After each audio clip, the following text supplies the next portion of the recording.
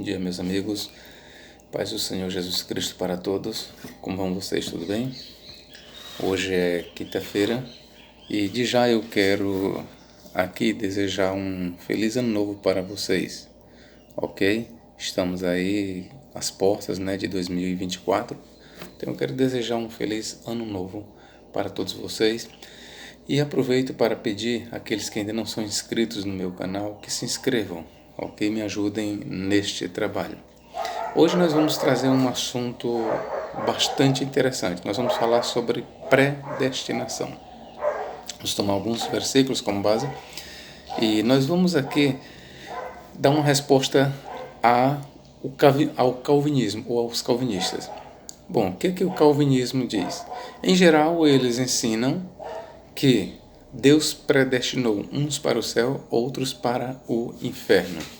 Essa ideia é chamada de a dupla predestinação ou supralapsarianismo, que eles dizem que antes de existir o homem, antes de existir Adão, então Deus já havia decretado, de acordo com a sua soberana vontade, que uns nasceriam para salvação e outros para a condenação.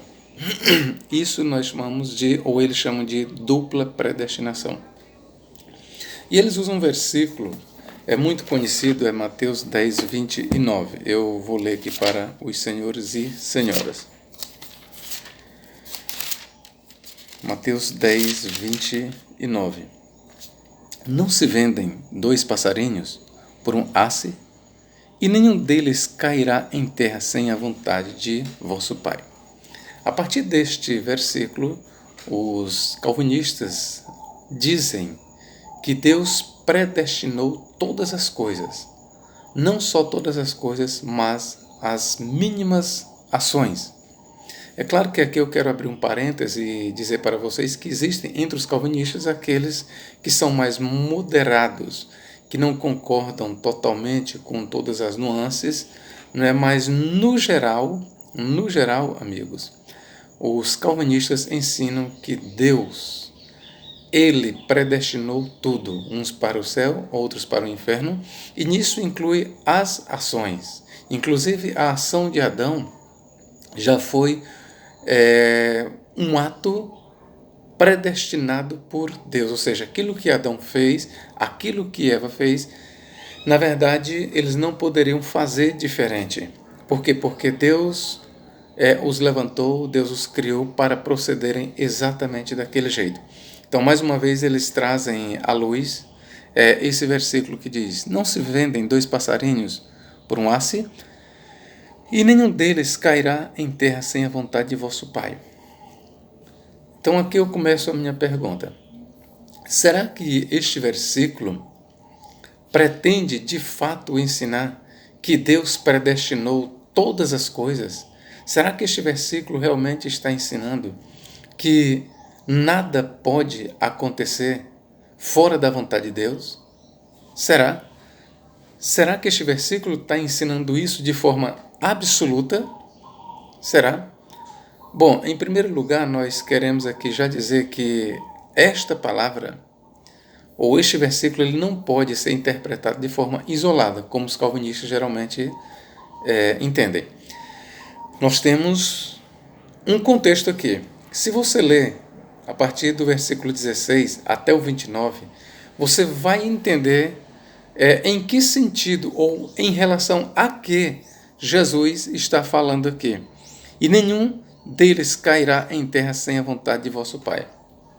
Bom, quando você lê dos versículos 16 a 29 do capítulo 10 de Mateus, você vai ver que Jesus ele está falando de uma evangelização, ele está dando instruções para os seus discípulos. Eu vou ler aqui para vocês. Versículo 16. E eis que eu vos envio como ovelhas ao meio de lobos. Portanto, sede prudentes como as serpentes e inofensivos como as pombas. Acautelai-vos, porém, dos homens, porque eles vos entregarão aos sinédrios e vos açoitarão nas suas sinagogas, e sereis até conduzidos à presença dos governadores e dos reis por causa de mim, para lhes servir de testemunho a eles e aos gentios. Mas quando vos entregarem, não vos dê cuidado como ou o que haveis de falar, porque na mesma hora vos será ministrado o que haveis de dizer. Porque não sois vós quem falará, mas o Espírito de vosso Pai é que fala por mim. Por vós, aliás. E o irmão entregará à morte o irmão, e o pai o filho, e os filhos se levantarão contra os pais e os matarão. E odiado de todos sereis por causa do meu nome. Mas aquele que perseverar até o fim, esse será salvo. Quando, pois, vos perseguirem nesta cidade, fugi para outra. Porque em verdade vos digo que não acabareis de percorrer a cidade de Israel, sem que venha o Filho do Homem.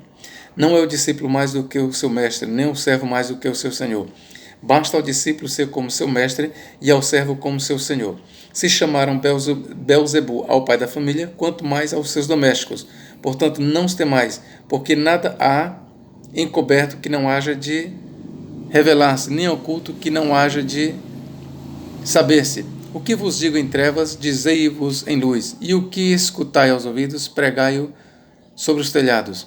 E não temais os que matam o corpo, e não podem matar a alma. Temei antes aquele que pode fazer perecer no inferno a alma e o corpo. E para fecharmos, para você entender o que se lê no versículo 29. Não se vendem 2 passarinhos por um asse, e nenhum deles cairá em terra sem a vontade de vosso Pai. Bom, feita toda essa leitura, então fica melhor da gente compreender o que Jesus tinha em mente. O que Jesus estava dizendo para os seus discípulos é: olha, vocês passarão por perseguições, vocês serão perseguidos, eu estou enviando vocês para o campo, vocês evangelizarão, mas vocês serão perseguidos, derramarão sangue de vocês, mas eu quero dizer para vocês de antemão, saibam que nada acontecerá a vocês sem a permissão de meu Pai. Vocês serão mortos, mas isso é a vontade de meu Pai. Vocês serão perseguidos, mas isso é a vontade de meu Pai. O sangue de vocês será derramado, mas isso é a vontade de meu Pai. Muitos perseguirão vocês, acorrentarão, aprisionarão, mas eu quero que vocês saibam que tudo isso é a vontade de meu Pai. É esse o recado que Jesus está dando para a igreja. Aqui nada tem a ver. Jesus não está dizendo, nesse versículo 29, que todas as ações que o homem pratica ou representa ou manifesta a vontade de Deus. Não. Jesus não está dizendo isso. E eu vou lhe provar. Eu vou ler só aqui. Será que Deus determinou todas as nossas ações? Quem rejeita Jesus está fazendo a vontade de Deus? Aqui eu quero ler para você no mesmo capítulo. Mateus 10, 32, 33. Portanto, qualquer que me confessar diante dos homens, eu confessarei diante de meu Pai que está nos céus. Aqui eu já te pergunto. Uma pessoa quando aceita Jesus, ele está fazendo a vontade de Deus? Sim. Então, uma pessoa quando aceita Jesus, ele está fazendo a vontade de Deus. Ok? Versículo 33. Mas qualquer que me negar diante dos homens, eu negarei diante de meu Pai que está nos céus. E aqui eu lhe pergunto, e quem rejeita Jesus Cristo? Está fazendo a vontade de Deus? Não. Está fazendo a vontade de quem? Do diabo. Isso é o que a Bíblia diz. Quem aceita Jesus como Senhor e Salvador está fazendo a vontade do Pai. Mas quem o nega, quem o rejeita, está fazendo a vontade do diabo e não fazendo a vontade de Deus. Então a verdade é que, para você entender esse discurso de Jesus, você tem que ler todo o capítulo. E você vai entender que o que Jesus falou aqui, e nenhum deles cairá em terra sem a vontade de vosso Pai, isso você não pode entender de forma absoluta essas palavras, mas de forma relativa. O que Jesus está dizendo é em relação à perseguição que virá sobre a igreja.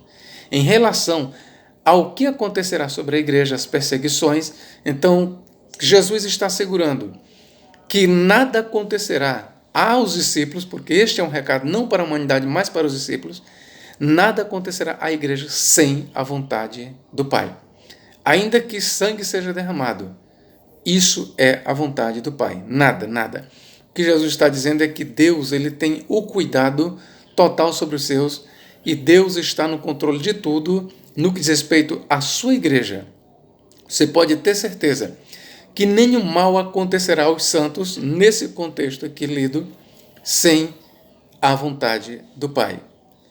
Então, meus irmãos, A questão é o seguinte: Jesus, ele mostrou claramente que a vontade, nem todas as coisas que o homem faz é de acordo com a vontade de Deus. Aceitar a Jesus é a vontade de Deus. Rejeitar a Jesus não é a vontade de Deus. O apóstolo Paulo ele diz que porque esta é a vontade de Deus, que quer que todos os homens sejam salvos e cheguem ao pleno conhecimento da verdade. Vamos prosseguir. Deus não predestinou a desobediência dos homens. Basta você ler aqui em Mateus 7, 21. Continuarei de propósito em Mateus. Nem todo que me diz Senhor, Senhor, entrará no reino dos céus, mas aquele que faz a vontade de meu Pai que está nos céus. Quem entrará no reino dos céus? Quem faz a vontade de Deus. Logo, porque isso é um argumento muito lógico, logo, aquele que não entra no reino dos céus é porque não fez a vontade do Pai. Então nós temos aqui já, de forma muito clara, a Bíblia dizendo que nem todas as ações dos homens estão de acordo com a vontade de Deus. E isso já é um argumento contrário ao que ensina o calvinismo. O calvinismo diz que todas as nossas ações foram predestinadas por Deus, que Deus está no controle de tudo e que Deus pré-ordenou até mesmo as ações mínimas. Nada acontece fora da vontade de Deus. Tudo o que acontece é porque Deus determinou, é porque Deus predestinou. Mas isso não é verdade. Biblicamente falando, isso não é verdade. Vou ler aqui mais uma vez, Mateus 7, 21. Nem todo que me diz Senhor, Senhor, entrará no reino dos céus, mas aquele que faz a vontade de meu Pai, que está nos céus. Então nós temos aqui duas ações. A primeira ação é aquele que faz a vontade de Deus, consequentemente, entrará no reino dos céus. Por outro lado, nós temos um grupo que não faz a vontade de Deus. E o que acontecerá? Aqueles que não fazem a vontade de Deus não entrarão no reino dos céus. E aí fica difícil a gente sustentar, dizer que uma pessoa foi predestinada para o inferno, que Deus predestinou uns para o inferno, quando na verdade o versículo não ensina isso. Quando na verdade o versículo está deixando bem claro que uma pessoa quando não entra no reino dos céus, não é porque houve uma predestinação para aquilo, mas é porque ele não fez a vontade de Deus. Essa é a verdade. Nós vamos aqui também ver em Jeremias 32, 35. Esse versículo ele deixa bem claro que nem todas as coisas. Vou ler Jeremias 7, 31. E edificar os altos de Tofete, que está no vale do filho de Rinom, para queimarem no fogo a seus filhos e as suas filhas, o que nunca ordenei nem me subiu ao coração. Veja que esse ato dos judeus, dos israelitas, esse ato profano, rebelde, eles fizeram isso por quê? Porque foram predestinados? Não. Fizeram isso por livre e espontânea vontade? Sim. O versículo está dizendo, e edificaram os altos a Tofete, que está no vale do filho de Rinom, para queimarem no fogo a seus filhos e as suas filhas. O que nunca ordenei, quem? Deus nunca ordenou, nem me subiu ao coração. Ora, essas palavras deixam bem clara que a ação desses israelitas rebeldes não era um ato predestinador de Deus. Eles estavam edificando altos a Tofete, estavam no vale do filho de Rinom, passando seus filhos pelo fogo. E eles faziam isso não porque era da vontade de Deus, mas sim porque era a vontade deles. Eles estavam fazendo tudo isso, conforme nós lemos em Jeremias 7, 31, estavam fazendo isso porque eles queriam. Estavam fazendo na qualidade de filhos rebeldes de Deus. Eles não estavam fazendo isso por consequência de um ato predestinador de Deus. Não, o versículo é totalmente contrário. O versículo coloca a responsabilidade neles. Eles pagarão, eles responderão pelos seus atos. Finalmente, nós vamos ler aqui em Mateus 18, 4. Mateus 18, 4. Olha o que diz a Bíblia Sagrada. Portanto, aquele que se tornar humilde como este menino, esse é o maior no reino dos céus. 18, 14, perdão. Assim também não é a vontade de vosso Pai. Olha a expressão vontade. Assim também não é a vontade de vosso Pai, que está nos céus, que um destes pequeninos se perca. Bom, mas o calvinismo radical, eles dizem que pela soberana vontade de Deus, ouçam o que diz o calvinismo radical, eles dizem que pela soberana vontade de Deus, uns nascem para serem salvos, outros nascem para serem condenados. Mas de acordo com a Bíblia não é assim, é o que diz a Bíblia. Assim também não é a vontade de vosso Pai que está nos céus, que um destes pequenos se perca. Ora, mas o calvinista diz que é a vontade de Deus que uns se percam. Só que Jesus está dizendo ao contrário, ele está dizendo que não é da vontade de Deus que aqueles que se perdem se percam. Não é da vontade de Deus. E aí eu pergunto, você vai ficar com a Bíblia ou você vai ficar com o que diz o calvinismo?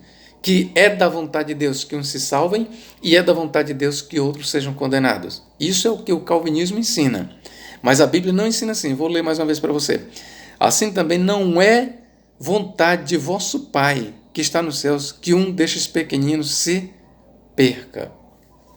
Meus irmãos, a Bíblia está muito clara e não tem como a gente ficar titubeando, não tem como você ficar no muro. Ou você aceita o que diz a Bíblia Sagrada, ou você rejeita e aceita o calvinismo. Você que está me ouvindo, você decidirá. Se você é um calvinista, você está sendo contrário à Bíblia Sagrada. Saiba disso. Nós temos aqui outros argumentos calvinistas que eu vou desenvolver em outros vídeos, ok? Para não ficar muito extenso, mas por enquanto eu queria fazer apenas esta análise. Os calvinistas também, eles ainda dizem que a predestinação, quando você pergunta qual é a base que Deus usou para predestinar uns para o céu, outros para o inferno, eles dizem é porque Deus é soberano, é porque Ele quer e Ele faz. E quem questionará a Deus? Se Ele quis que uns nascessem para o céu, outros para o inferno, o que tu tens a ver com isso? Eles levam isso para Romanos e dão essa resposta furada e vazia. Eles simplesmente dizem que é a vontade de Deus que uns sejam salvos, outros sejam condenados. Mas aqui eu quero lhes dizer o seguinte, biblicamente falando, a predestinação ela não tem base na soberania ou na soberana vontade de Deus. Eu quero ler para você em Romanos 11:36, para exemplificar. Porque dele e por ele e para ele, que está falando de Cristo, são todas as coisas. Ora, a expressão todas as coisas no grego é tapanta. Glória, pois, a ele eternamente. Amém. Aí eu pergunto, porque dele, ou seja, de Cristo, e por ele, por Cristo, e para Cristo são todas as coisas, na expressão tapanta, todas as coisas, eu posso incluir a predestinação? Eu posso incluir também a eleição? Sim, eu posso. Logo, biblicamente falando, a predestinação e a eleição é de Cristo, é em Cristo, é por Cristo e é para Cristo. Cristo é o centro. Eu quero que você entenda, querido, que nenhuma predestinação há fora e antes de Cristo. Não importa se você queira ver isso, um ato de Deus antes da fundação do mundo ou um ato de Deus a partir do Calvário.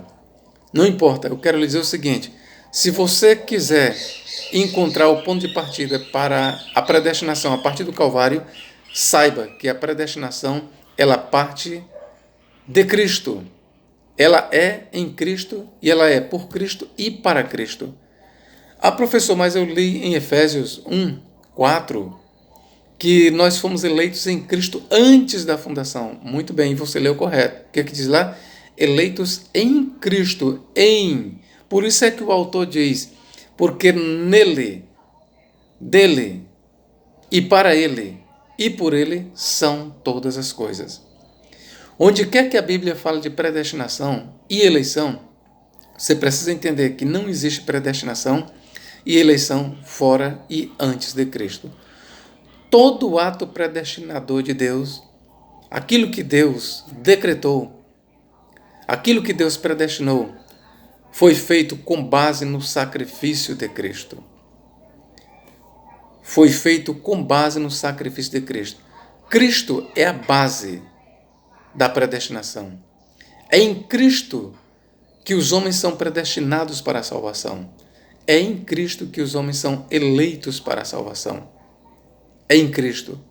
Fora de Cristo, não há predestinação para a salvação.